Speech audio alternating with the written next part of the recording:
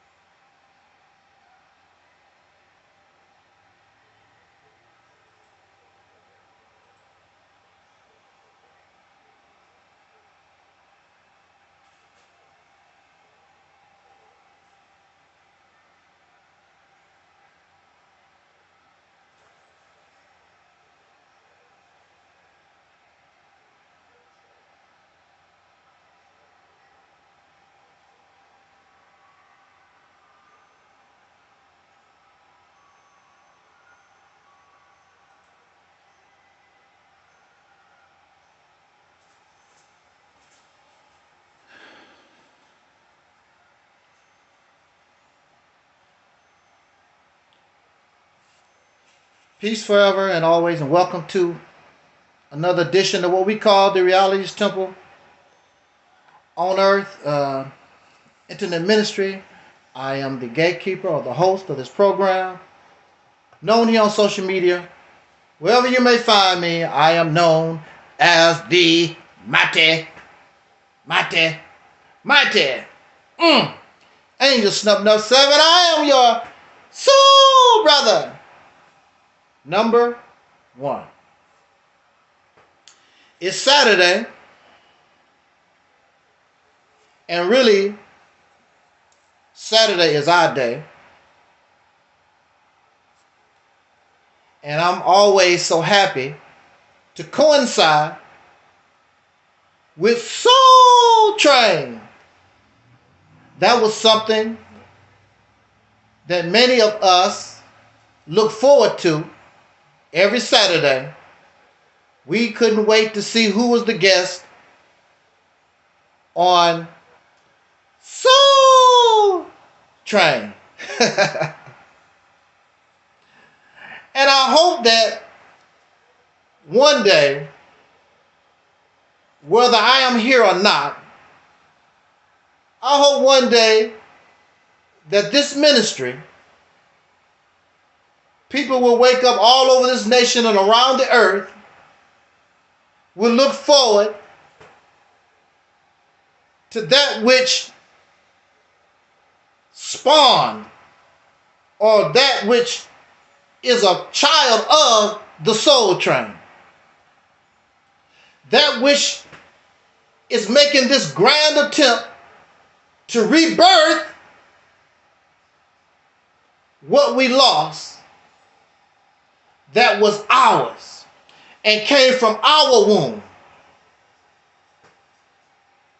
If you want me to talk about ancient Egypt, this is not the place for you. If you want me to talk about outer space and aliens and Africa and other people and 5,000 years ago, this is not the place. So you can go ahead and no hard feelings. I'm only interested in the upliftment of the people that I'm born from, to make us realize that we are valuable with or without somebody. We have value if we believe in God. We have value if we don't believe in God. We have value whether or not we have some ancient glorious past, or we don't have some ancient glorious past.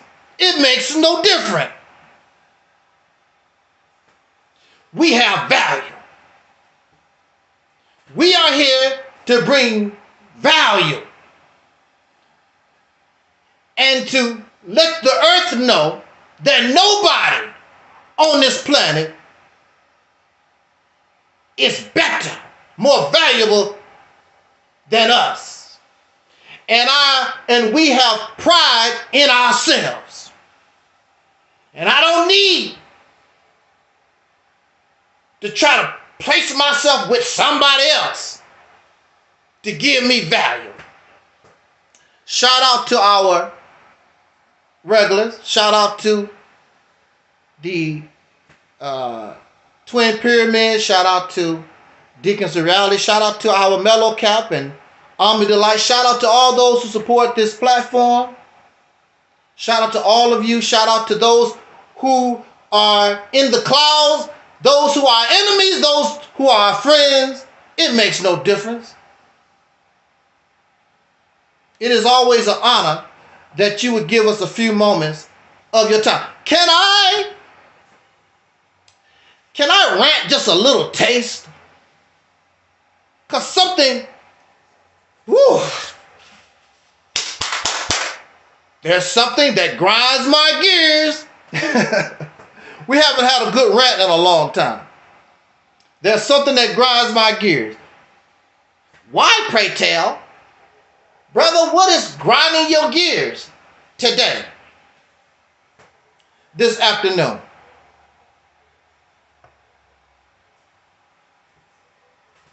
What grinds my gears is when you open your door to people. Mellow Cap said, let it off. You open your door, and you know this. We've opened our door to people. And those who disagree, those who dislike what we have to bring, and I invite them. Nobody else does this.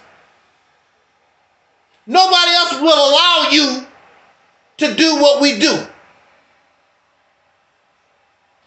We allow you to come here and you can teach us, because I'm not above being taught. So you come here and I will shut my mouth and I will sit in the cut. I will take the camera off my face and let you talk. And you teach us. And then you open yourself to interrogation. Open yourself to inquiry. That's the part you don't want to deal with. You want to come and run your mouth and call yourself teach something that you got from somebody else. It's not even yours. Well, the Honorable Elijah Muhammad said, Marcus Garvey said, Sarah Sutton said, he said, Brother Polite said, it's not even yours. What's coming from this ministry and coming from me is coming from me. It's not coming from somebody else. I'm not trying to sell somebody else's product. You trying to sell somebody else's product that you really don't understand. But if you come here, you're going to fully understand. You're going to know what's happening. Your eyes will be awakened for real. You thought you was awoke. You're going to awaken, or you're going to go into a deeper sleep. And some people like to sleep. Some people love sleep. You like taking naps. You love sleep. But these are the same folks that would tell me I'm asleep. And you're not woke yourself. This is what I was taught as a Muslim under the teachings of the Honorable Elijah Muhammad as a fruit of Islam, or an FOI. I was taught to be fast moving, quick thinking, right down to the modern times. If you cannot do that, your best bet is to shut up. Leave the debate, leave the teachings alone. Allow people who's supposed to know, let them deal with that. So many people foolish on social media because you think that you know and you really don't. You get hyped up by listening to a YouTube video, a DVD, or maybe you read some kind of special book and you all hyped up, and then you come out here in the real world and you begin to find out that what you thought you knew ain't so supreme, it's not so intelligent as you thought. Now we here, we love this brother, Malcolm X. And we respect Malcolm X. I was told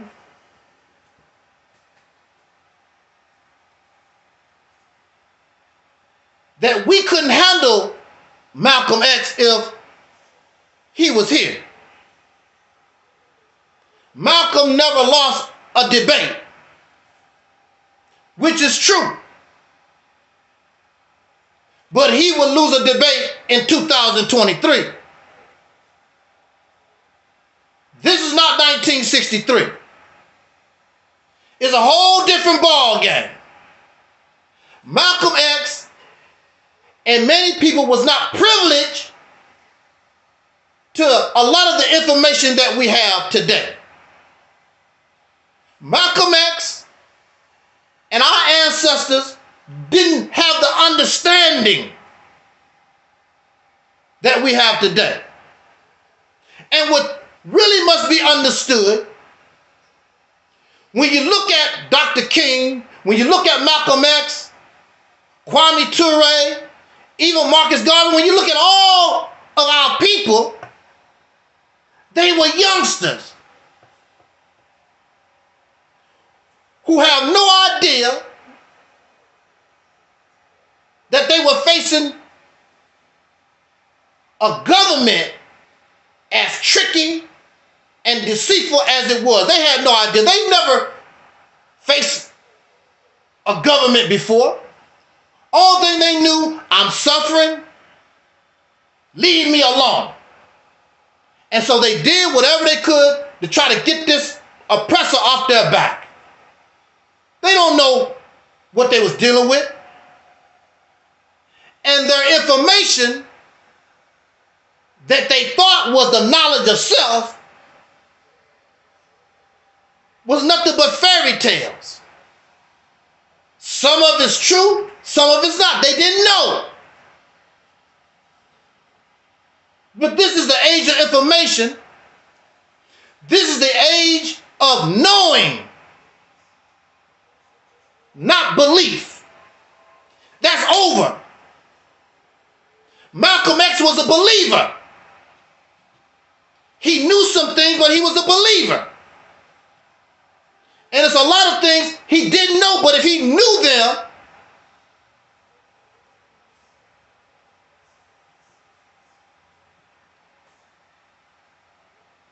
it would have been different for him. He didn't know.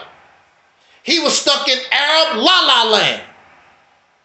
He was loyal to fairy tales, mythology. It's amazing. I don't care how intelligent you are,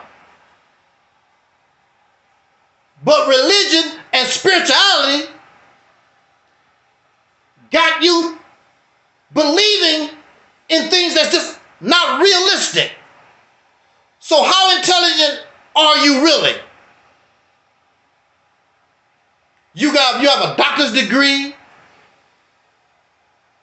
you have a bachelor's degree, all these degrees, and you still believe virgins have babies. You believe a spaceship is going to come out the sky and save you. You're so intelligent. I want to rant because unlike some of these other people, I can say I'm wrong.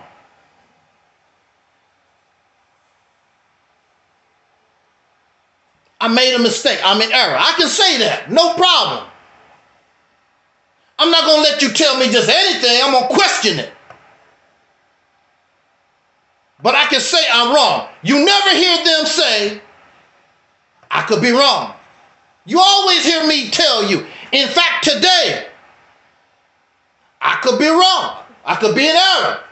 I want you to teach me. I want you to teach me because I don't want to be wrong. I want to be right. But I'm not going to let you tell me any cracker barrel crap. That's not going to happen.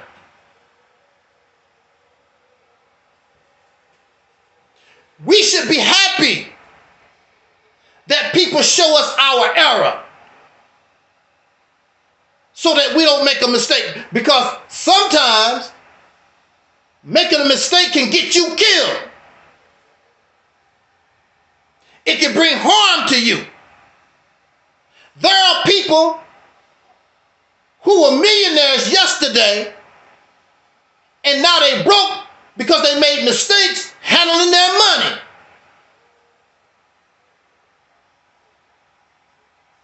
A lot of them would not listen to good advice or no advice at all.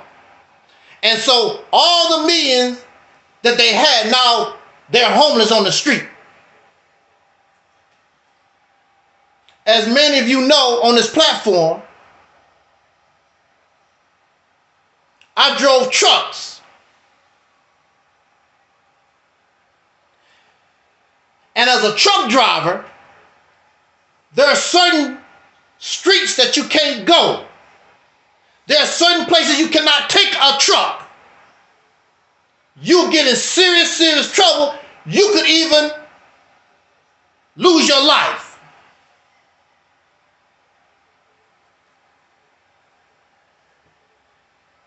I'm happy when you're on the road and listening to the CB and truck drivers are telling or advising other truckers, I wouldn't go there if I was you. Then, of course, you're going to have some folks, I do that all the time. I know where I'm going. They can't tell me nothing. And so they end up in a ditch, in some kind of accident, or they could get a $1,000, $2,000 fine from the Department of Transportation because nobody can't tell me nothing. I'm a know-it-all. I'm smart. Well, if you got it like that, bring your happy ass, accept our invitation, come here and teach us. They're not going to do it. They're going to stay wherever they are and call people childish names.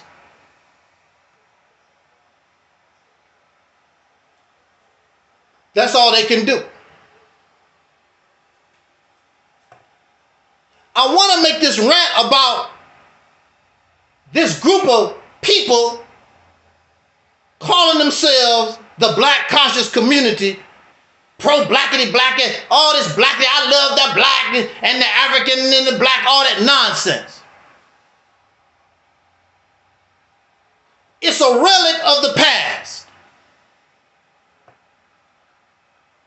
If it really had some type of food for the people, if it really had type of some kind of substance, the people would have held on to it like we hold on to fried chicken. And that's not a degradation, that's not a racist thing. Fried chicken became part of us. We need to go on YouTube, since y'all like watching videos, go on YouTube and look up why fried chicken is part of Black American, Soul American culture. There's a reason why. And we have carried that to this day. If black and the black power move, all that black I'm proud stuff was dear in our hearts, we would have continued to carry it into 2023. But we don't. It's a relic of the past. It became a relic of the past because black power didn't have no power and everything that happened associated with it failed. And even according to the documentary by, what's his name? Tariq Nasheed. According to that documentary, I forgot which one it was, one of those hidden color films. The government viewed black power as a threat, but they learned how to smash it, and they learned from never coming back again. And they have used the technique, and it has been successful ever since the late 70s. So now you hear them holler black power, but it's not like it was back then. Black power is a religion now. It's a belief now. That's all it is, a religion. So you have a group of people that's part of a religious cult that has no leader. That's why there's no real definition of what it really is. And they want to bring it to the new generation that you failed.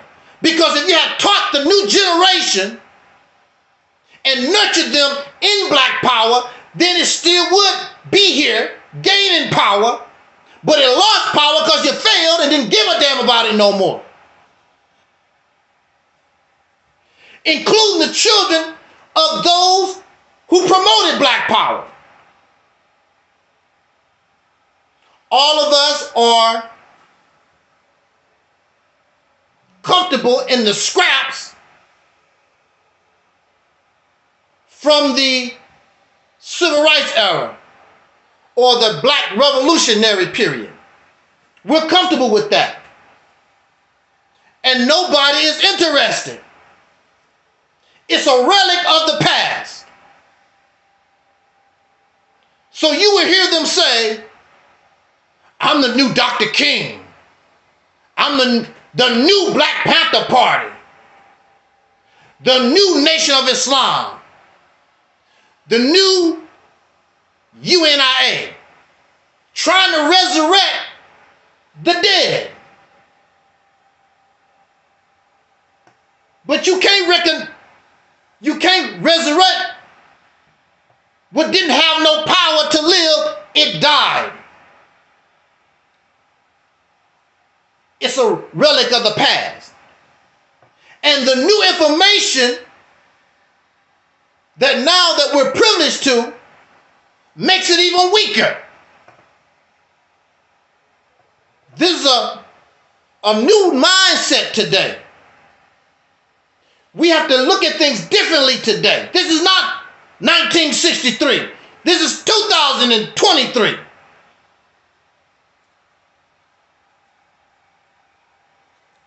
Why do you want to continue to follow somebody still stuck in 1963? I was born in 1963. I don't want to go back.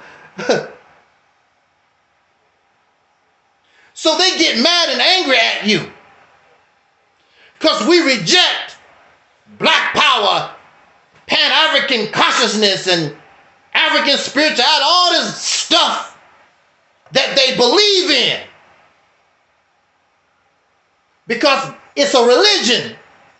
These children don't care nothing about that type of mindset. They don't care. That's not, I didn't do that.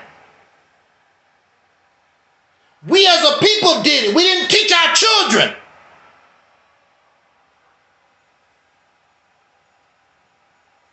Once the civil rights era was gone, once the black power movement was destroyed, we didn't do nothing for the children. And we still don't teach them nothing. Now you want to give them this stuff, this religion that don't make any sense to them because they have no foundation. But they don't mind some fried chicken. They don't mind, they love fried chicken, but they don't want the other nonsense. But if your black power was like fried chicken, it'll still be here. There's a reason why it was destroyed. Because it did help us. Because we had nothing. But it was destroyed because it lacked that that the fried chicken had. Y'all don't, do y'all understand do you understand what I'm saying? I don't think you do. I don't think you understand what I'm saying.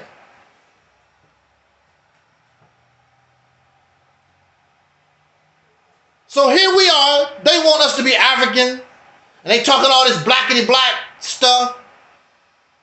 Then they get angry at you. They get angry at us because that's no longer acceptable. Nobody into that like that no more. So here comes the name calling. Here's the people that's supposed to have all this supreme wisdom, so smart, so intelligent. They talk to God. They know it all. They awoke. But when they get angry, they call you a coon and a Sambo and a mammy. Uncle Tom, I thought you had supreme wisdom.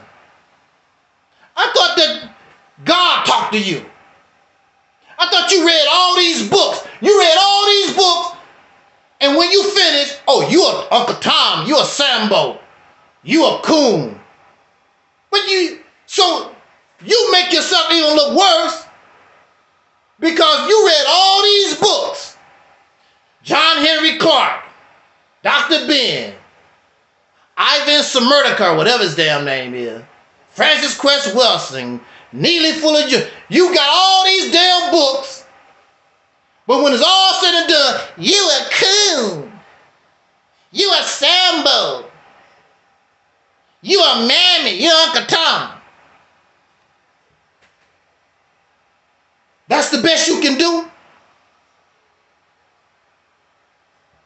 And they do it because I was told they do it because they love me. They call you a racist name they did not even create on their own. They got these names from the slave master and their children. They want to tell you, or they call you a dark European, a Negropean. That's one of their words they like to use. A Negro, they want to call you a Negropean. Then they turn around and use the words from them. Because coon, Uncle Tom, Sambo, all that stuff came from the slave master and his children, this racist nation.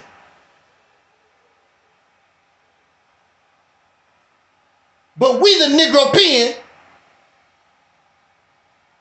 and you so pitiful you can't even make up your own word. So, I would turn around and call you a Pan-African sewer rat. That's my word.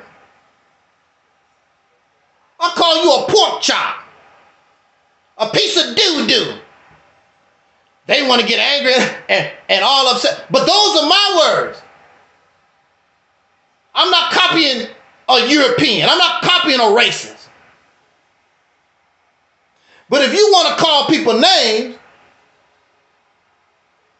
we can call you a name just like you can call somebody else a name. But my name is original. Yours come from the Peckerwood, the rednecks. The ones you say we're not supposed to be like, but you're still using their language. You still exhibit their behavior, foul and nasty and profane, wicked. That's who they are. If you can dish it out, then you should be able to take it. There are those with these teachings and these beliefs, and they make mockery, especially our black Christians. They really put down brothers and sisters who go to church. But then when somebody show you that your stuff ain't all that either, they get all upset. But I don't hear Christians running around talking about, I'll catch you at your house And I'm going to beat the hell out of you. Talk about your mama. I've never heard Christians assassinating nobody. But these people who's supposed to be here for our benefit, I'm doing this for you. I'm doing all this for you. For my people. I do this for my people. I do this for my people.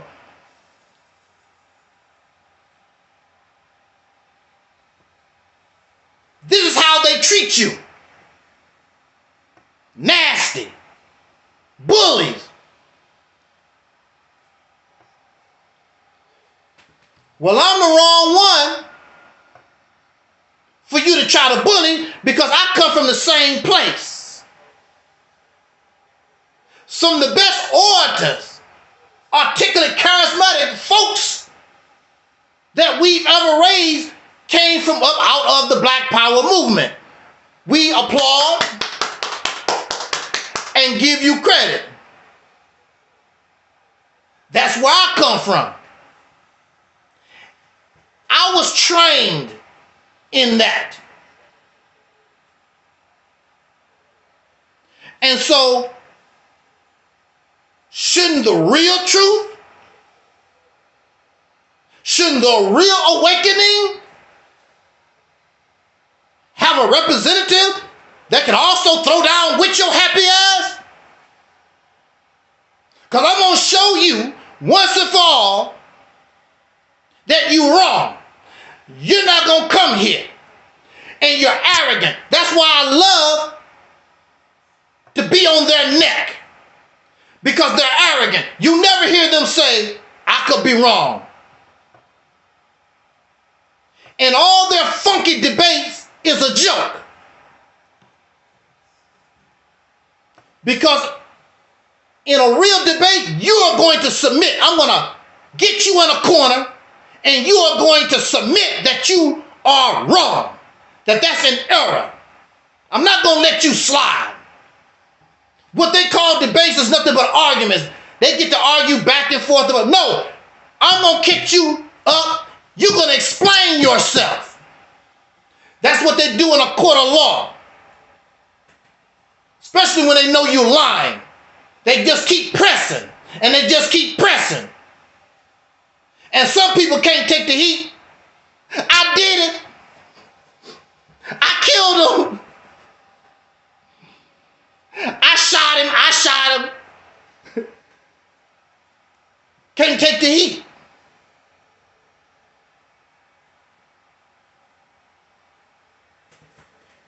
You will always be on the defensive. You will never be on the offensive coming here. You're going to have to explain some stuff that you can't explain. You know you're going to make yourself look like a fool. Apparently there's some folks that don't mind looking foolish because they come here and can't explain nothing. Just hyped up over these DVDs and people clapping and whatever. I saw a lecture by Minister Farrakhan, and he was talking, people clapping. We love to clap. We love to clap. And so Farrakhan, he just stopped what he was talking about. And he asked the audience, what did I just say?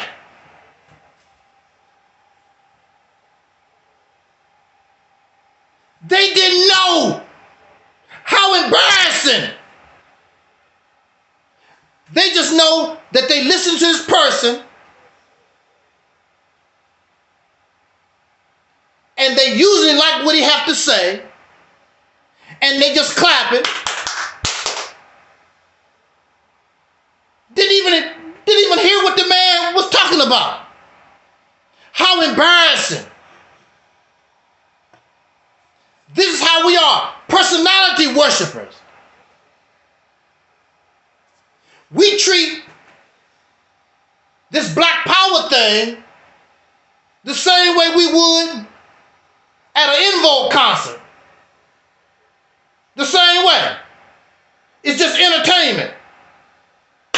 Never gonna get it, never gonna get it, never gonna get it, never get it. It's just entertainment. I just like to hear Farrakhan preach.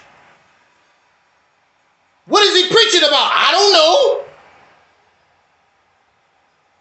I like to hear him preach. And they will do that tomorrow, Sunday, if not today. But we know thousands and thousands of churches and mosques across this country will listen to their preacher, will listen to their pastor, their imams, their rabbis, and they just...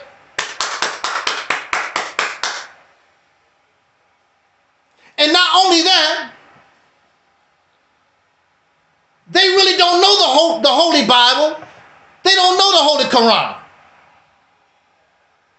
People who call themselves atheists know the Bible and the Quran way better than those who believe in the Bible and Quran. This is a fact. I see the contradictions on Facebook that they post all the time. Why don't the Christians, why don't the Muslims see these things in their book? Because they just been brainwashed. Feel good rhetoric, it makes them feel good. And I say this, and I talk about my mother all the time when it comes to this. We fall in love with the lie. The lie makes us feel good.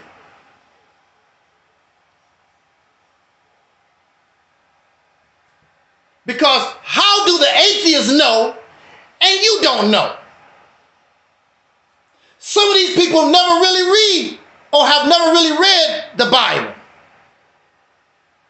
And then there are those who are deceivers because they know, but they're going to teach it a certain way. But it's there, you can't ignore it. Then you get angry when somebody show you what's there. You got to believe it because it's there. I didn't put it in there. I didn't write that. It's always been there. They want to sell these narratives, but the books themselves are against your teaching.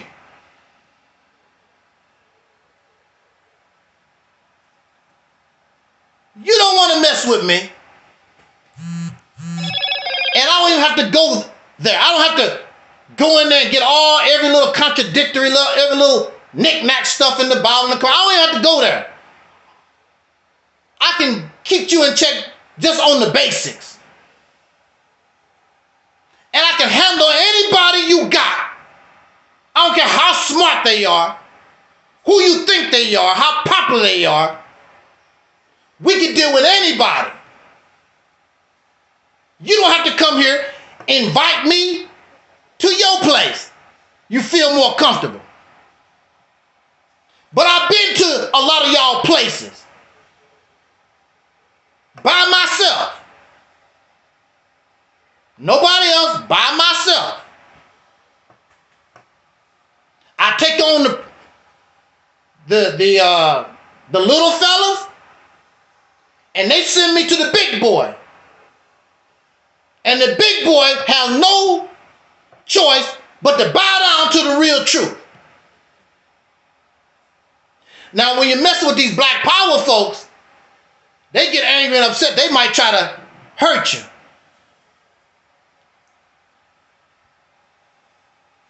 I've never had a problem like that in the church. They might not like what you say, but they don't get all wacky like these black power folks do. Because these black power folks really think they are better. They think they smarter. You got a problem dealing with me because the Nation of Islam was my training ground. But they did not train me.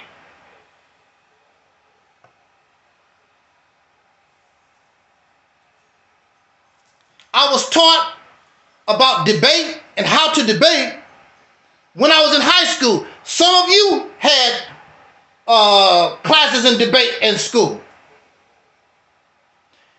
And I enjoyed it.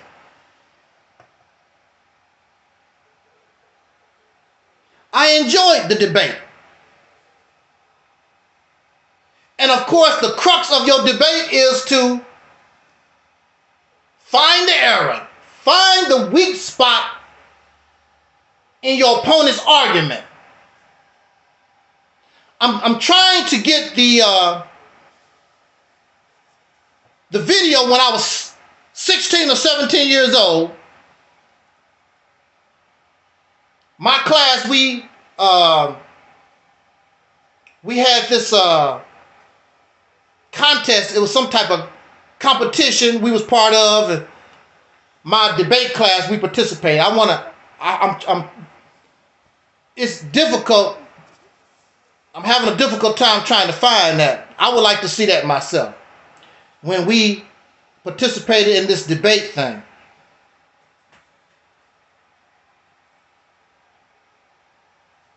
And I was very good. I was very good at that.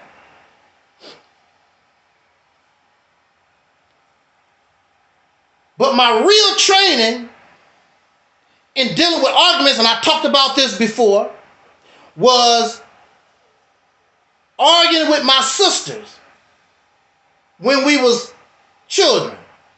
And I did not want to hurt my sisters. I had to learn how to verbally deal with them. And a lot of women, you think faster than men do.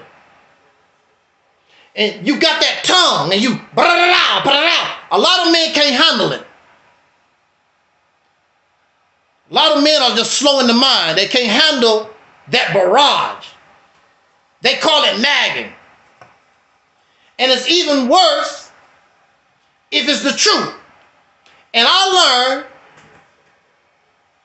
with my sisters not only to find the weakness in their arguments, but there's an advantage to me if what I'm saying is the truth.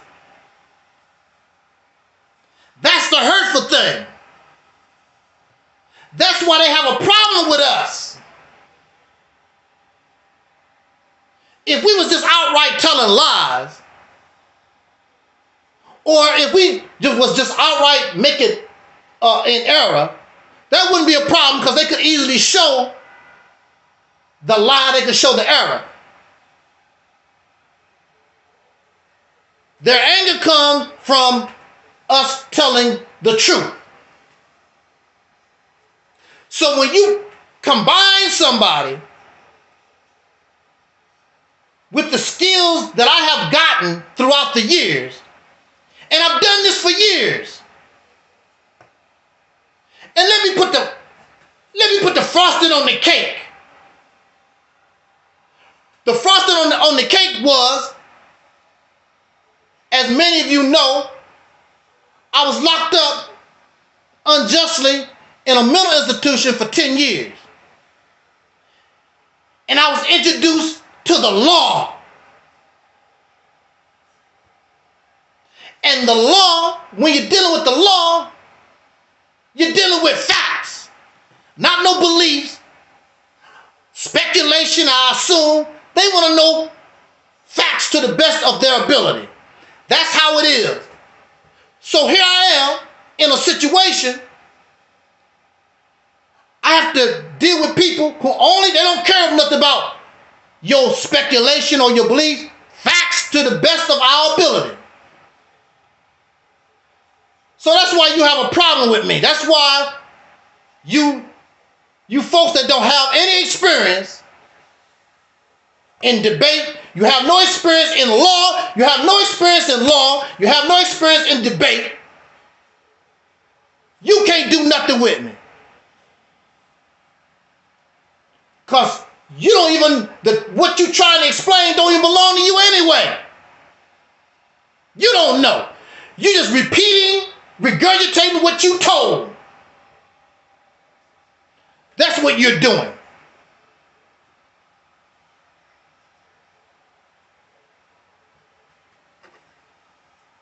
So I've been doing this thing for years.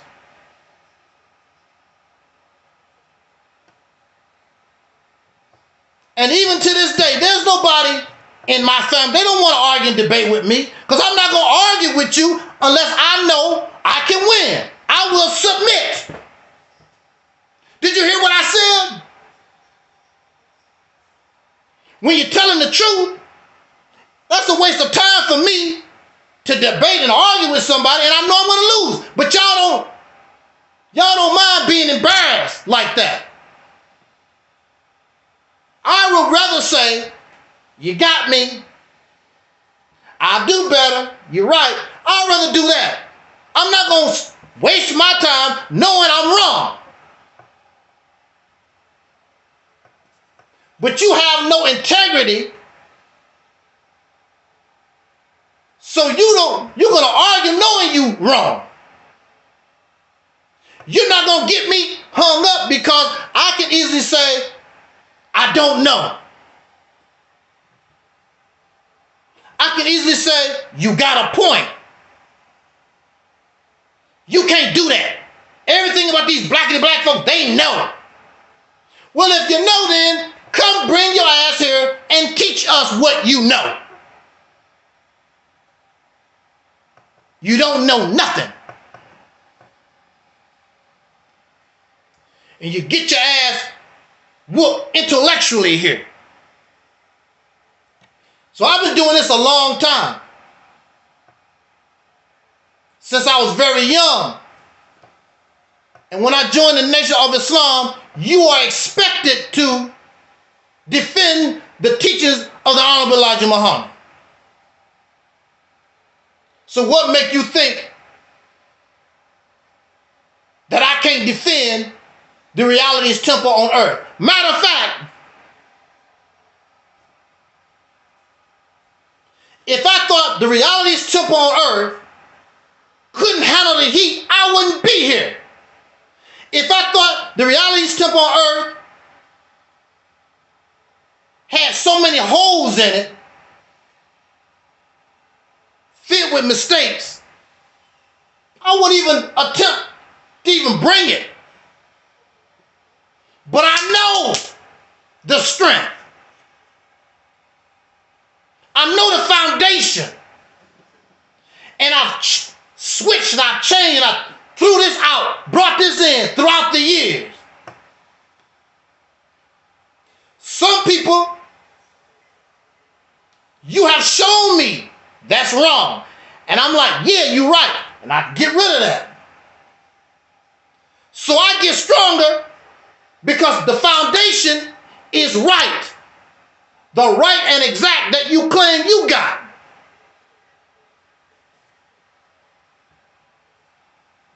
How you gonna talk all this blackity black stuff and everything you got, your sources come from foreigners? What's black about that? All respect to Marcus Mosiah Garvey, but he was a foreigner. What do he know about living in the United States, being the descendant of a slave? He don't know. And he using the same descriptions, black, African, that's European classification.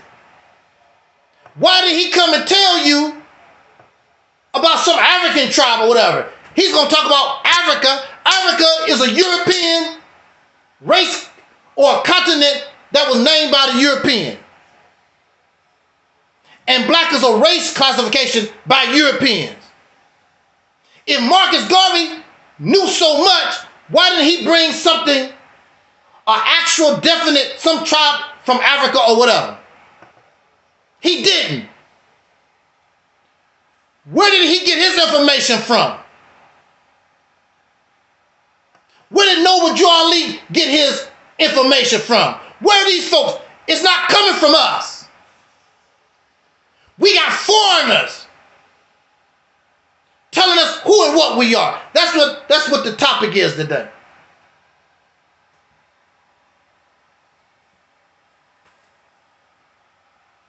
We got foreigners telling us who and what we are.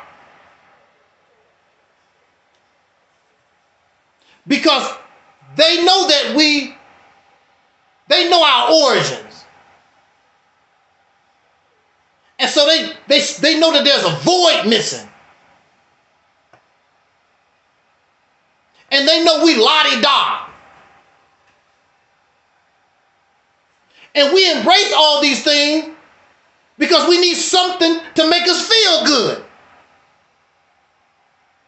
They hold on to the Bible because it makes them feel good. They would tell you, oh Jesus, they don't go to church to feel bad. They go to church to feel good.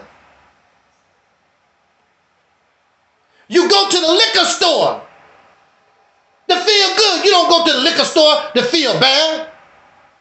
You go to the crack man, to the prostitution house. You're looking for something to feel. These teachings make us feel good because we just came off the slave plantation. The black man is gone. Here you are a slave, and here comes somebody telling you, you know, 5,000 years, you know a few hundred years ago you wasn't because you was on a slave plantation. But they're going to tell you, you know the black man is God. We gods. Shout out to, I see that Brother MD is listening to us. Shout out to the MD 20.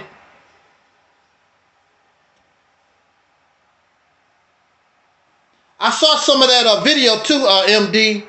The brothers, the debate about reparations. I saw some of that.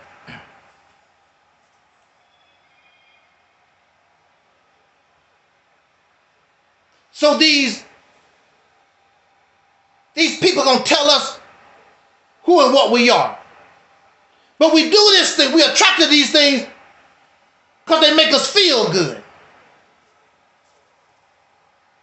The reality's temple don't make you feel good because the reality's temple means it's time for you to accept responsibility and go to work. Accept yourself. And you don't view yourself as nothing.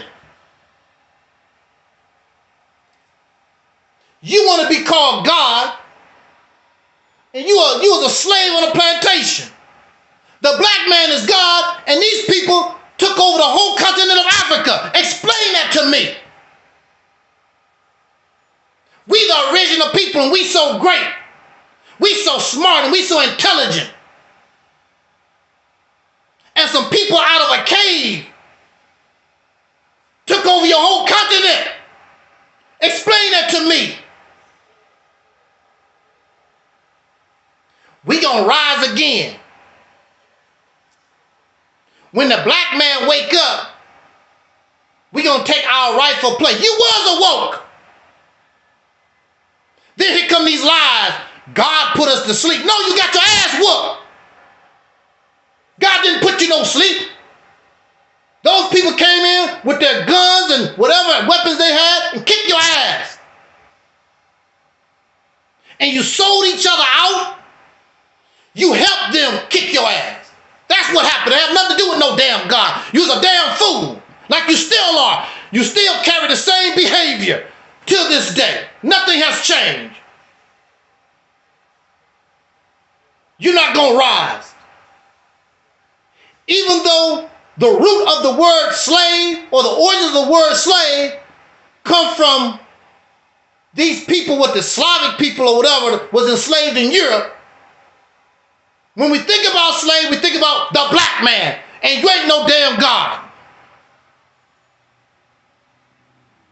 But we like these stories. And you don't have to do a damn thing, just sit around and pray. And somebody's supposed to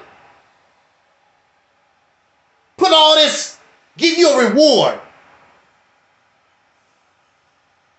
You're still acting a fool to this day. Your behavior. Ain't nothing changed. I can't unite with you. You don't believe in Jesus. I can't unite with you. You don't like Minister Farrakhan. I can't unite with you. You don't like bean pies. Y'all dumbass people. That's why you hold on to the stories.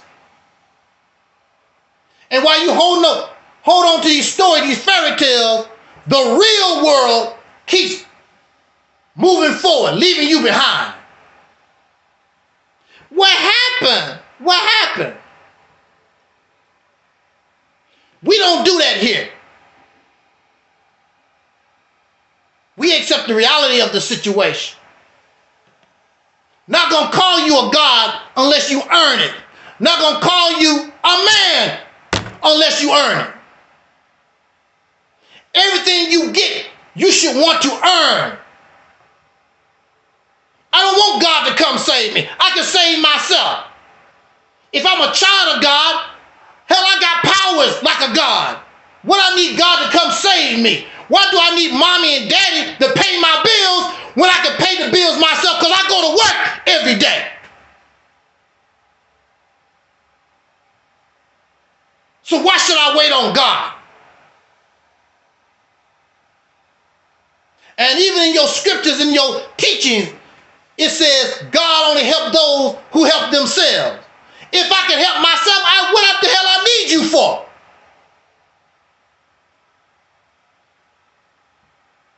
So they got this black power, blackity black mindset. Keeps you living in a past that you never lived. And if you never lived it, you can paint it any kind of way you want. Just like these new generation boys and girls. Keep talking about the black family in the 50s and the 60s and all that. I'm part of that. My mom was part of the 50s. I was part of the 70s. We was part of that. And I'm watching these videos, the two-parent households and all like that. Where the hell y'all getting these fairy tale stories from? Because I lived it. I seen it in real time.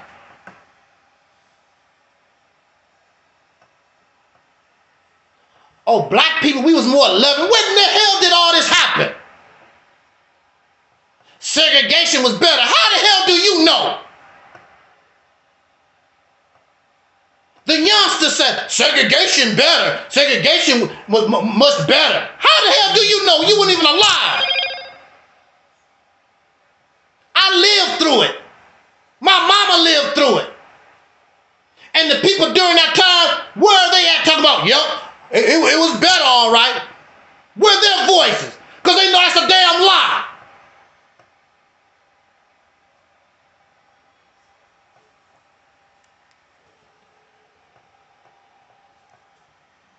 Black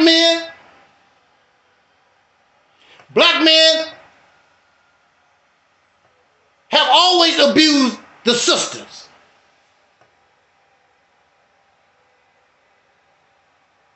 We've always done dirt. We ain't never been no righteous ass people. In some communities, things was a little better. That's why the South has a reputation of being more friendly in some places in the South. But we're not no righteous people. I don't know where we getting this fairy tale, living in this fairy tale land for. But that's what we want. We want We don't want to live in reality. Some of you get shocked when you finally learn that some of your family members practice incest.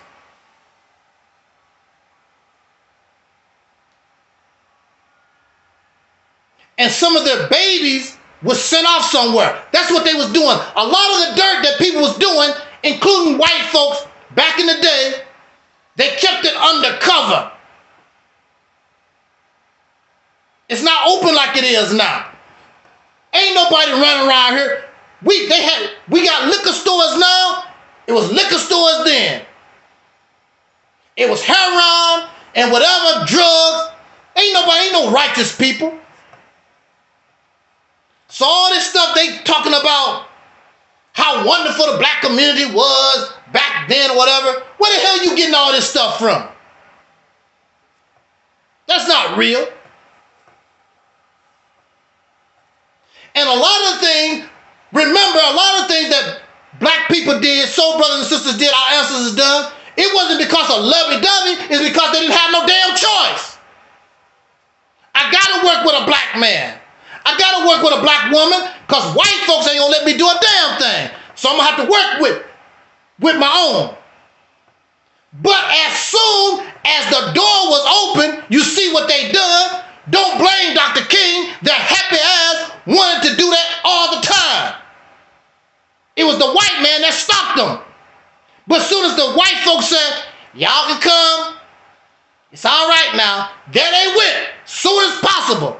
And you still there, trying to get as close and live as close to the white man, including y'all black power folks. You can go to some of these black power people's house. They trying to live just like white folks, Europeans. Same thing. Because it's the only life you know. You don't know about no Africa. You don't know about Asia. You don't know about 5,000 years ago. Only thing you know is the now.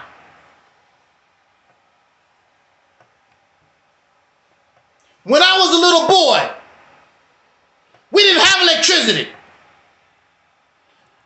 When I was a little boy, there was no indoor plumbing. Do you think I want to go back to that? That's the way it was in the past. In my past, that's the way it was. You don't want to do that. You don't want to go to no outhouse. You want electricity. But then you're going to tell me about Kemet or Africa and what they used to do in the past, this fairy tale. You don't have no evidence to suggest they was living this life that we live. Is only a little bit over 200 years old. It was created due to fossil fuels. All human beings lived in mud huts. We slept on the ground. We slept in trees. Lived in caves. All human beings, original human beings, that's how we live. Log cabin. Now you think that you got it going on. But if you cut your gas off, your electricity, look how pitiful you are. But those in the past didn't have to worry about electric bill and gas bill, water bill, Bill and Sally, Sally and Toe and John and Susan. That's why a lot of people homeless, because they can't pay those type of the bills for what is supposed to be natural to us. And when you listen to these blackity black folks, that's the same lifestyle. You still gonna be paying your damn bills. Electric bill, gas bill, internet bill, baby bill, whatever bill. And somebody controlling the land.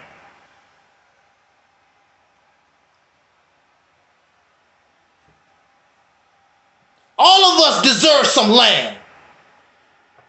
You got all these suckers. They want to take everything. I don't want to pay the bill. Give me a little spot, build me a tiny house, Give me a little water, well, few chickens, I'm fine. They want to force everybody to be part of this damn slave-ass system, including you too, white folks.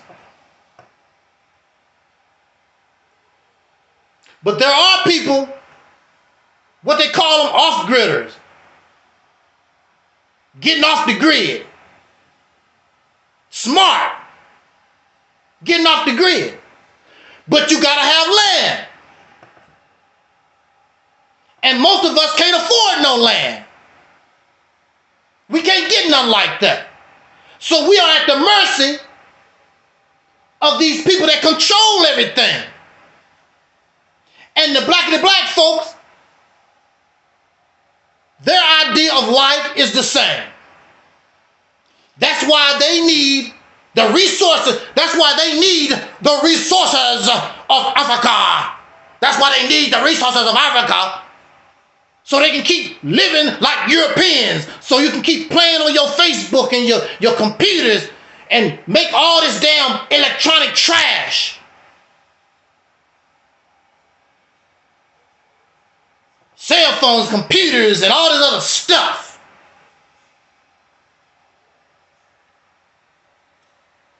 Ain't nobody saying, where's all this trash going?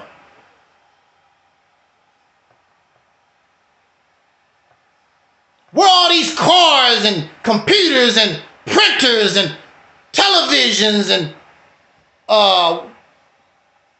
security cameras? All this stuff when it turns into junk, where's all of it going? Where's your own doo-doo going? We got 8 billion people on this planet. You got to take a dump. You got to take a whiz. Where's all this, our filters going? You don't care. They don't talk about those things. It's all about the resources of Africa. So what do you do once you finally rape Africa? There's nothing left. Then what do you do? These are non-renewable resources. Once you dig them out the ground, once you begin to use them, that's it. We can't drink salt water. While you're trying to get the resources of Africa, and they don't talk about water. They don't talk about water. But while you're trying to get those things, while you're trying to get the diamonds and the platinum and the uranium, all these resources of Africa, trying to get those things, poison the water that the Africans need to drink. What the hell do I look like with a gold watch and can't drink? The next time you see me, I'll be a dried up corpse wearing a damn gold watch, because you can't drink a damn watch. You can't eat a watch. You can't breathe a watch. They got y'all crazy, bat hell crazy.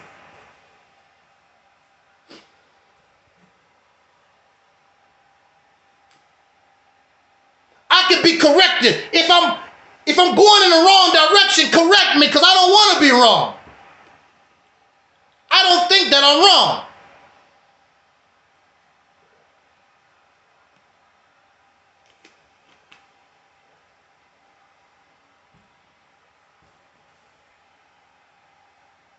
You black power, but you still have unnatural thinking. And a lot of what you're doing is not well thought out of. And some folks just don't want to accept that. It's not well thought out of.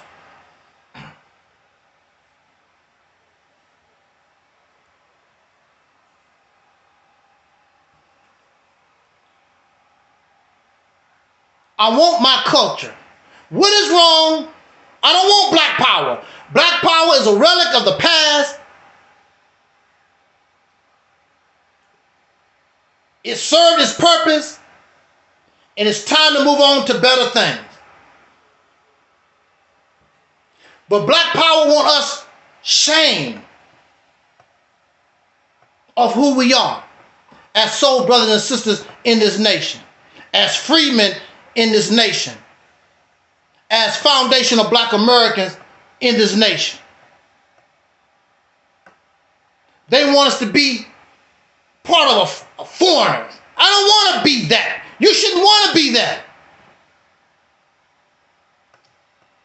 The Nation of Islam saying Islam is your culture. Islam is not culture. Islam is a religion. Religion is not culture. Religion is part of culture. So when you go to so many of these places, people live a certain way, but there's many kinds of religion.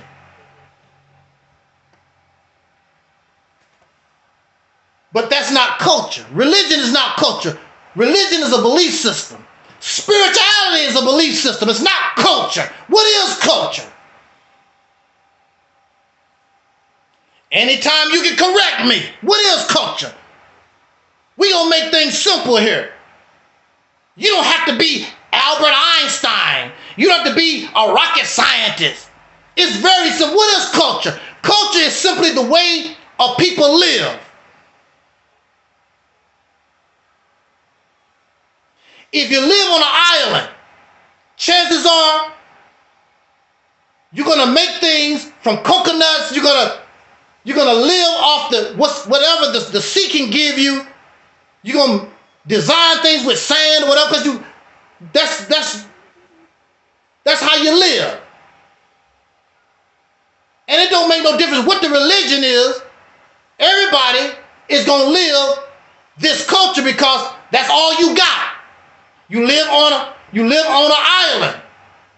So you're going to adopt a lifestyle according to the resources that your island, this environment gives you.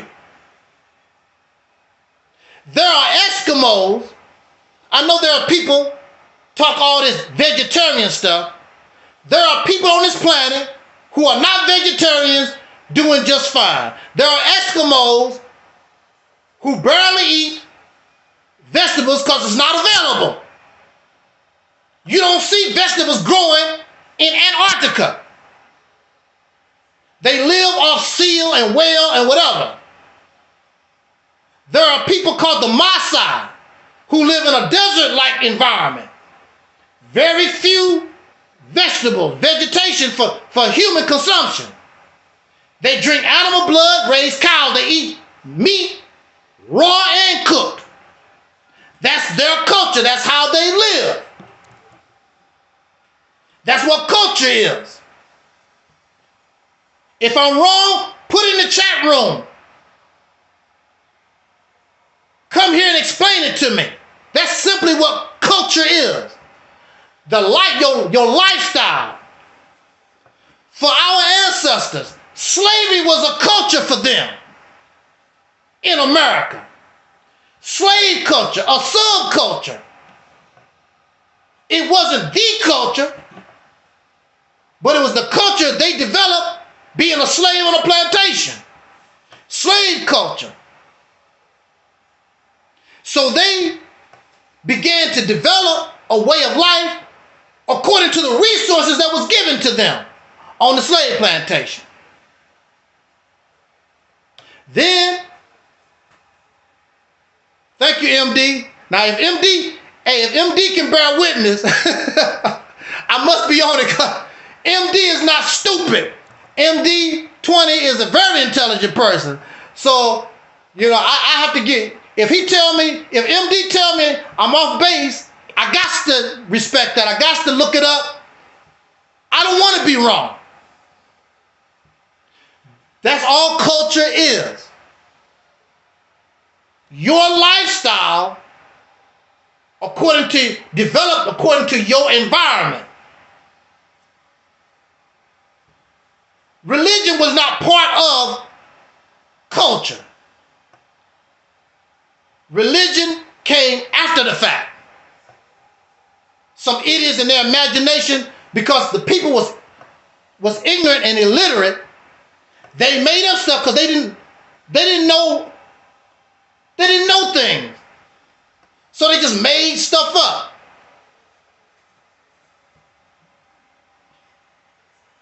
There might be some truth behind it, but they were just making stuff up.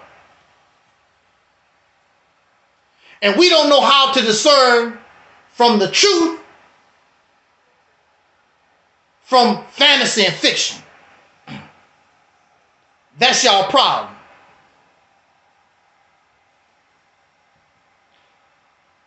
But that's all culture is. So our ancestors come off the slave plantation and was given physical freedom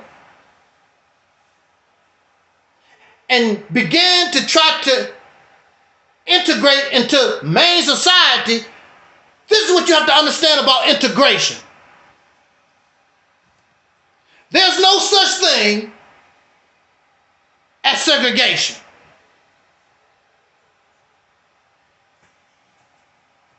There's no such thing as segregation. You know why? Because you're still here. You're not segregated. You're still integrated. As long as you use their dollar bill, you are integrated. As long as you depend on them for resources, you integrated. Just because you over here and they over there, you still integrated. Separation means you gone. You're no longer here. Separation is y'all Pan-Africans, take your happy ass to Africa. That's separation. Moving down the street across the tracks is not separation. Separation is you get the hell out of Dodge City. Segregation is still integration because you still here. You still need them to survive. As wonderful as Black Wall Street was, it still needs them to function. You take them out the equation and Black Wall Street has nothing. Because we're still here, we're still part of them. Black Wall Street still use the American dollar. Black Wall Street did not create their own economic system. Black Wall Street still under the laws of the United States of America. But let's wrap this up, because it's very simple. Water. Y'all hanging? Just give me a few more minutes here. We're going to be out of here.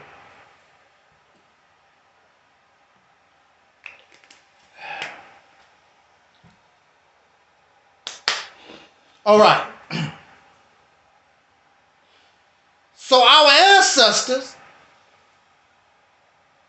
began to merge into the main society. As Tariq Nasheed would say, merge into the dominant society. But even prior to that, they took their lifestyle, a lot of their culture, from the slave plantation. They took that with them into the main culture, into the dominant society. And they began to do things. Look, now you are free people. And they began to act more free.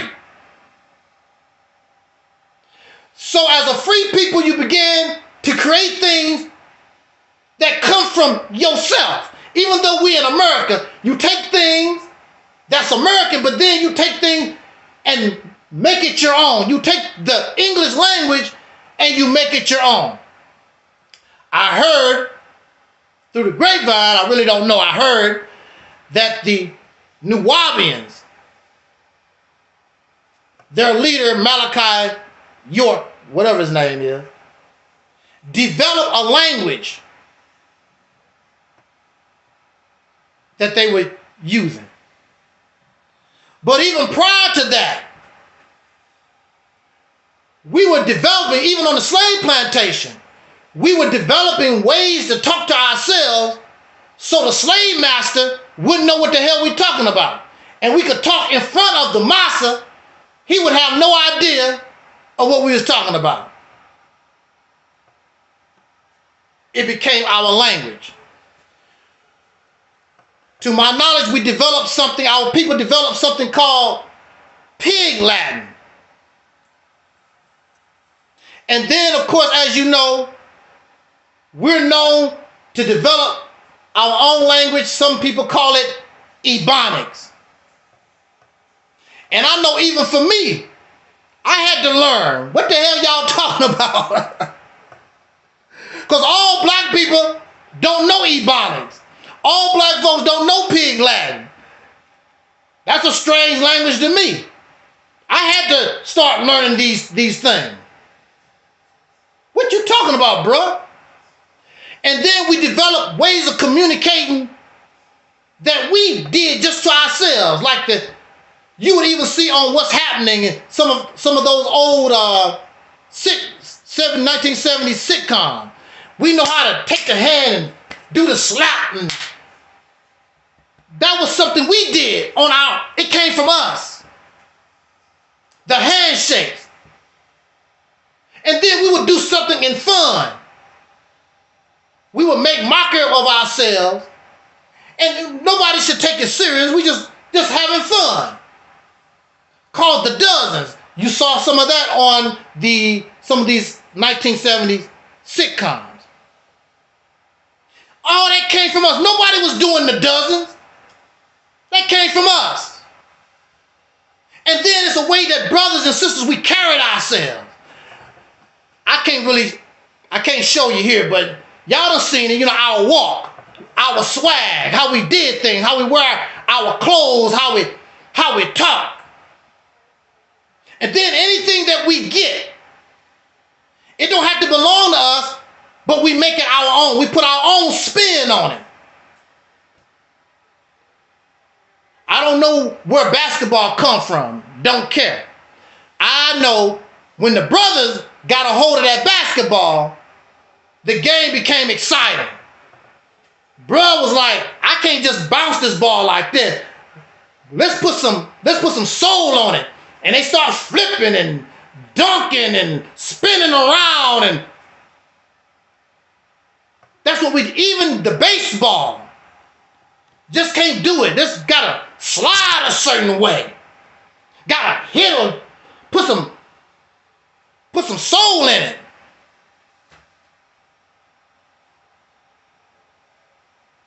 That's us. And all that was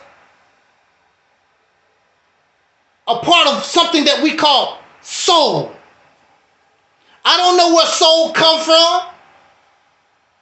And it probably do have religious or spiritual origins. But that's not what the soul culture became. So soul is more than just music. It's more than just food. It's our culture. It's our development as free people once we come out into the society. So soul is the subculture of American culture, but once we become separated, not segregated, once we become separated, then it becomes our culture. It has nothing to do with religion, because a lot of us, no matter where you go with us, we're going to love our fried chicken, we're going to love Soul Train, we're going to still love all those things that our parents used to do back, because that's part of us. We still going to dance down the Soul Train line. That's part of our culture.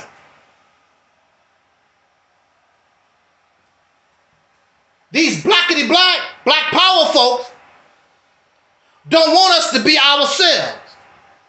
And they want to give credit to foreigners that don't have nothing to do with our culture. Have nothing to do with it.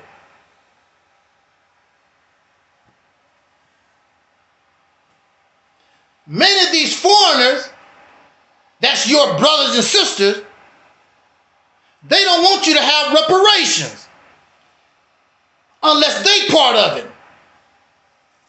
Because they're not your brother, they're not your sister as you think they are. And they're jealous.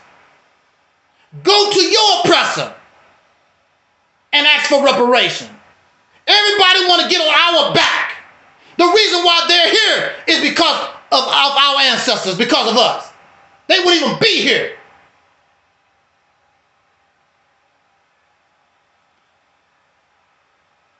Anything we get, they want part of it. But they're not us.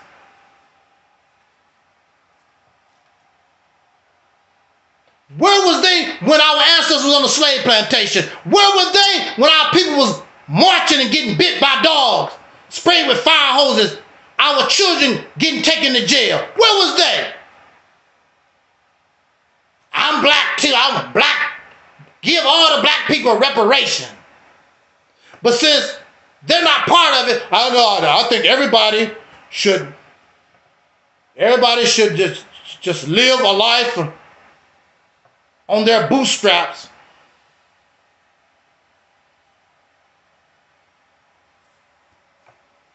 That's because they want some. And I can guarantee you, if they ever did approve reparation, everybody and their mama got black blood in them, just like they did the Native American. All kinds of white people got Native American blood in them all of a sudden when they start giving reparations to Native American people. And the same thing will happen to us. Everybody want to be black. Everybody want to be a Negro. My great grandmama was a Negro on Charles Hudson's plantation. Everybody. We know how that goes. And all these black folks that speak against reparation, they'll be the first in line trying to get something, speaking out against it. This is why we should control the narrative. We should control everything about it so these losers and these foreigners don't benefit from the suffering and the sacrifice of our ancestors. I'm not doing it. I don't want nothing they have. Look here.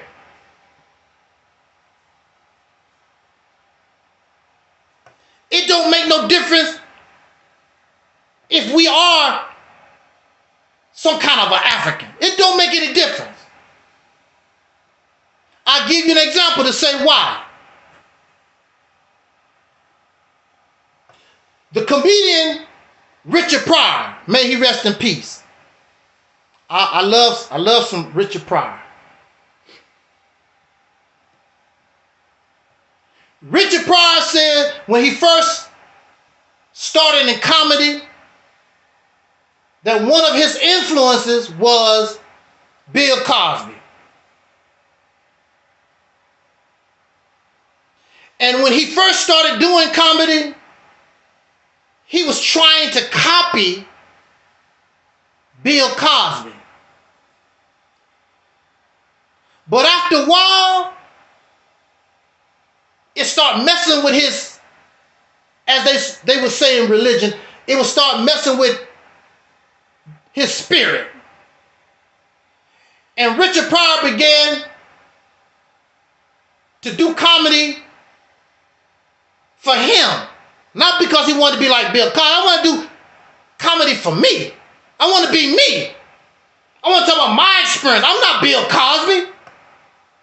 Bill Cosby made comedy in relation to his experience, his life. So now Richard said, I'm going to do the same thing. I'm going to make comedy in relation to my life.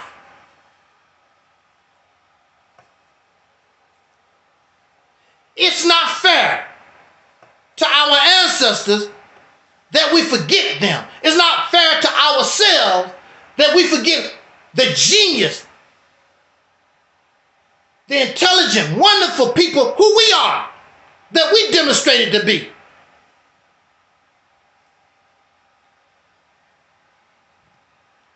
There was a time when people wanted to be part of soul power. There was a white group called Hall & Oates. They were called the Blue-Eyed Soul Brothers. You had white women like Madonna and Tina Marie. They want to be black. They want to have soul. And now y'all turning and twisting things, trying to be people who really want to try to be like you. Those Africans and everybody, these other folks, they want to try to be like you are. But you sold your soul to the devil.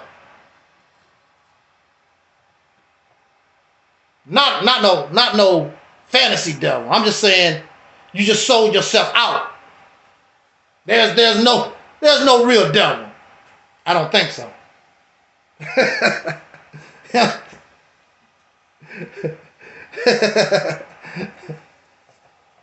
You sold your soul. You sold your swag. Now we coloring our hair all kinds of. The sisters got their hair all different, pink and yellow and purple and red, and you putting all these tattoos over your body. That's not Black America. That's not our culture. That's the stuff that we got from other people, because you done lost yourself.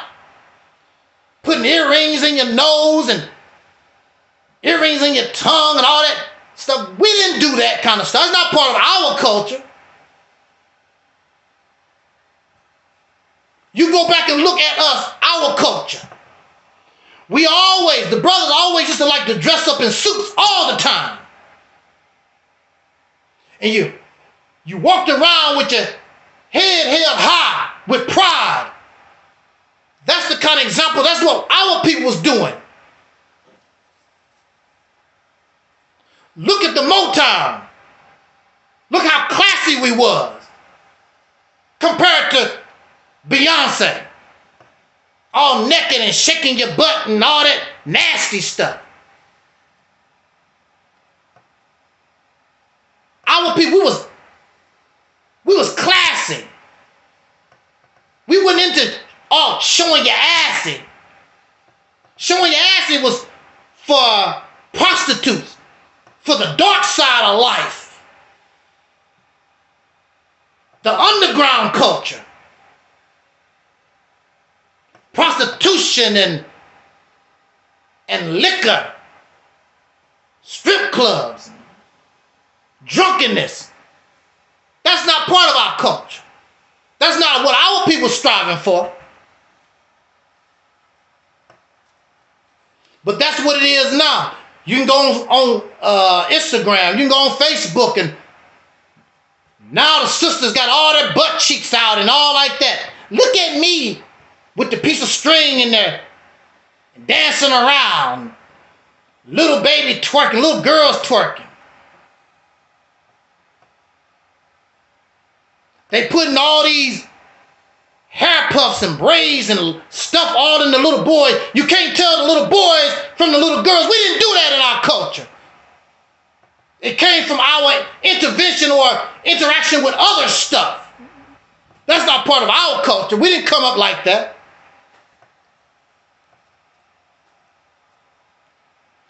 Now we all confused. We're anything. We're the anything people. Anything goes people.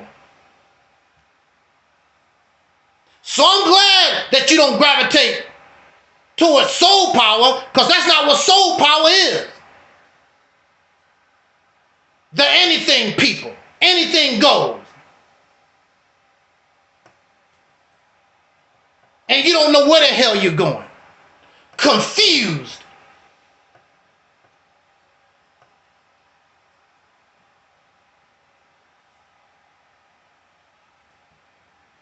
What's wrong with giving credit to yourself? So, this platform It's all about self, pride in self.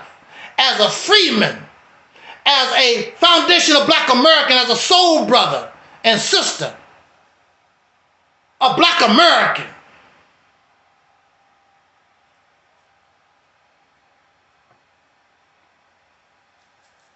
I want my own. I don't need them to teach me nothing. You're supposed to be free. If you free, what you need stuff from these other suckers for? Unless you're still damn dumb. They had their day in the sun. This is your day. I don't want nothing from them. And they ain't giving us nothing anyway. Africa ain't giving us nothing.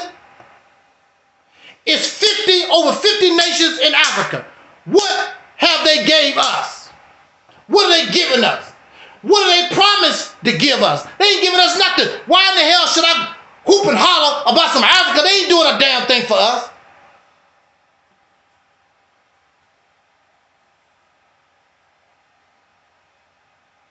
I'm not going to, we should not deny and continue to uplift our ancestors. Some of our people are still alive right now to this day. You're just going to throw their legacy out the door for some foreigners. Everything they were, you're just going to throw it out because what your grandmama did, your great-great-grandmama did, what our ancestors did don't mean nothing compared to what them foreigners done. I don't give a damn if they are related. You can be related to Michael Jackson. It don't mean nothing if Michael not giving you nothing. So what? You got to look out for yourself. You can't depend on Michael. There's a lot of rich people. They don't give their relatives nothing. Some of their relatives are homeless. They don't do nothing for them. So why the hell should you be? I'm related to Lawrence Fishburne. I'm related to Janet Jackson. I'm related. Who gives a damn? They're not doing nothing for you. So what? You need to look out for yourself. I don't need you to give me nothing. We've been doing just fine without all that. So why all of a sudden you need that now? How is embracing that going to make us better? And the only thing these people do is beg us. They ain't never done nothing for us. We've always done things to help them. We have starving children here. Talk about sending money for the starving Africans. What about our starving children? Hell, I was one of them. I was one of the starving children. Y'all ain't give me a damn dime, but you gonna send money to some African foreigner people ain't gave you nothing since. What was that? I'm gonna get out of here. The USA for Africa. That was 1985 or something like that, whatever. And we fed folks sending money to feed the African people, whatever. Mind you, they still starving. Like damn. They still starving. They still messed up. What do they do for us? What have they done? That was 1985, 86, or whatever it was. This is 2023. How many black American children have Africans fed? Any African. They ain't done nothing for us. Stop. I don't want to hear that.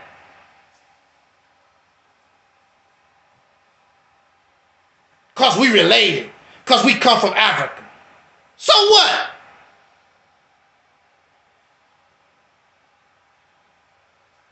What's the sense of coming from Africa and they don't give a damn about you? So what?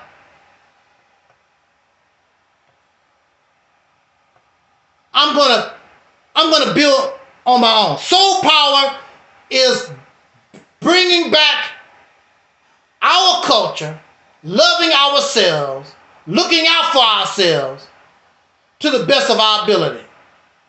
The Mississippi campaign is about creating a safe haven sanctuary, a motherland for us, because we have no motherland.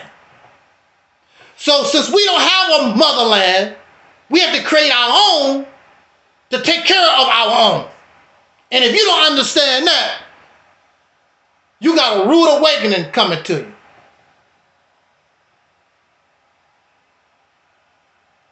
We don't have no motherland. If that's the motherland, when are they going to start mothering? And where's father?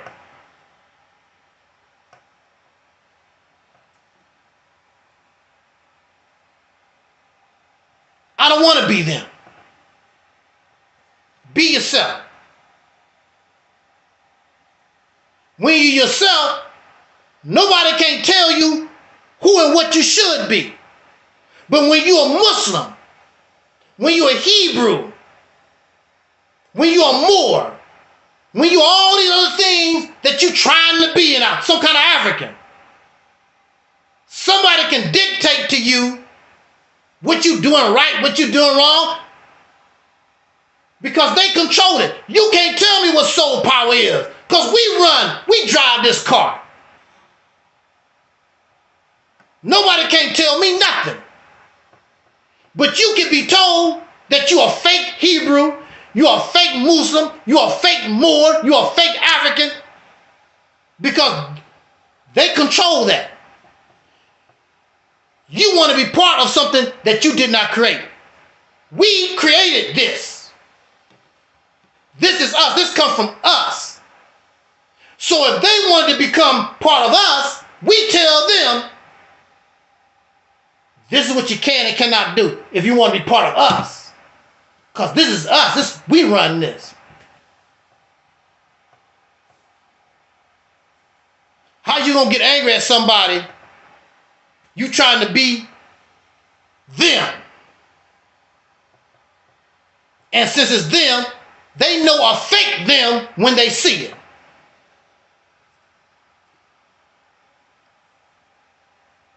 On that note, we're going to get out of here. Appreciate it. I just wanted to rant a little bit.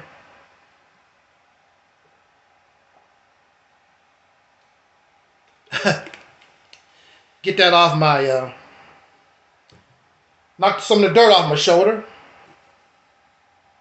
Again, shout out to everybody in the chat room. I'm the Light Mellow Cap, the twins, MD20. Tomorrow, we might have a continuation of our series. And I would hope, MD, that you can come and join that conversation. I don't know what you're doing, because I know that you were sort of upset with me about my position on spirituality. Our people are spiritual, and why should we reject spirituality? So we would like for you to come, because I've invited many people in the Black conscious community, religious community, spiritual community, whatever that. I've been trying to invite folks to come and give their side and speak about why we should continue that type of mindset. We should continue that type of belief system. Nobody has shown up. But we want to continue our series probably tomorrow at 8 p.m. Central Time. I'm not going to guarantee it, but it looks like we're going to do it. 8 p.m. tomorrow. We want to continue our series about questioning religion, black scholarship, and spirituality. Should we continue those behaviors, that mindset? I say no. I say we need to let all that go. It's not necessary no more. Do you know what really makes you feel good? Is when you can create something with your hands. Use your brain and create something, and then you can sit back in the cut. Look what I did. Wow. That should make you feel good. Your accomplishments. Now, if you want to give a spirit and a spook the credit for what you did, so be it. I'm not giving nobody no credit and they did not earn it. Me, I'm not doing it. I will give God credit when God come do something. I would give the spiritual realm and spirits credit when it come do some of this damn work. Until then, you don't get no credit from me.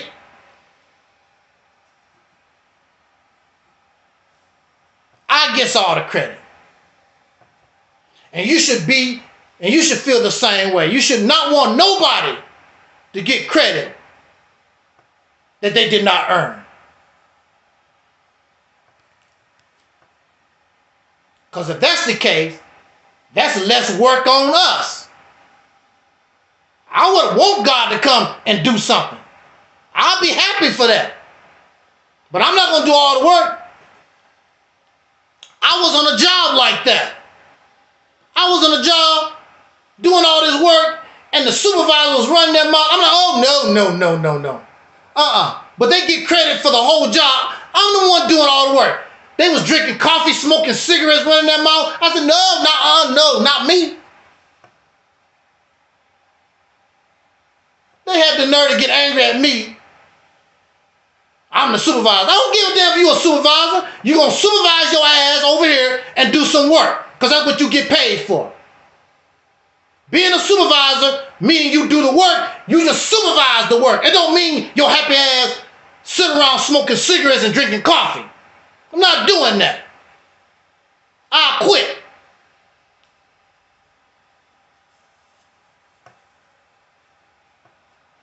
But y'all don't mind that. Y'all let these folks, you want to give credit to God and spirits and demons and spooks and they don't do no kind of work. You give them credit. I'm not giving nobody no credit for nothing.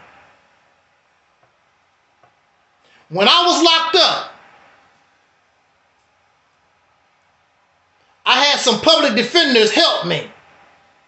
I was the one that did the work to get me out of that place. I did it. They would tell you.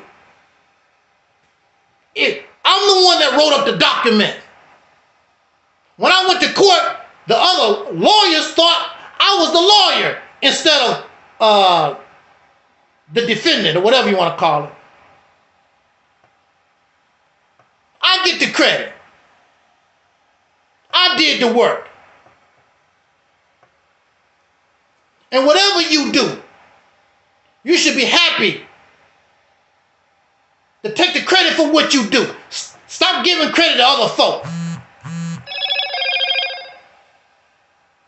And then there are people that help you. And you know you didn't do it by yourself. Give people their credit. Your wife and your children, whoever helped you to accomplish something. When you know you didn't do it by yourself. There's nothing wrong with that. There's nothing wrong with giving people their just due. With that said, again, shout out to our chat room, Deacons of Reality. I'm in the Light Mellow Cap. Shout out to MD in the other chat room. Those who are in the clouds, those who will be listening to this broadcast at a later time, I much appreciate it. And if you have not watched our Soul Liberation Day video, please share. Watch our video, Soul Liberation Day 2024. Free your mind, inspired by these ladies, Invo. Free your mind, and the rest will follow. And the rest will follow. I thank you so much. Hopefully we'll see each other maybe tomorrow, 8 p.m. Same bat time, same bat channel. I'm Angel Snub 7. And as our brother Dr. Nelis used to always say, as important, I wish us love, peace, and soul. And we are Audi 5000.